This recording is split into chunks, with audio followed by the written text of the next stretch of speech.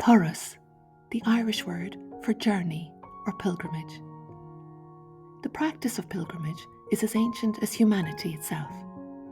It is an act of leaving behind what is known, moving outward toward a sacred destination, while simultaneously venturing inward into the uncharted landscapes of the soul.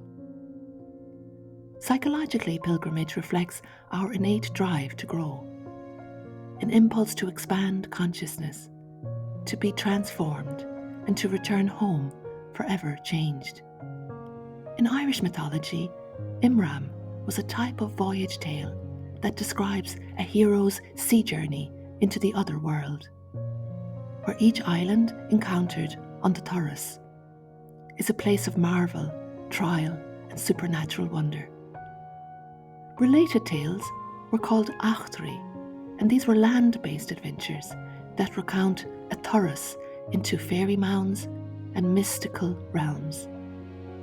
In Jungian psychology, symbolically, these mythic tales can be seen to reflect the process of individuation, the inward journey, or Turas, toward deeper awareness, where the traveller encounters the hidden dimensions of the soul.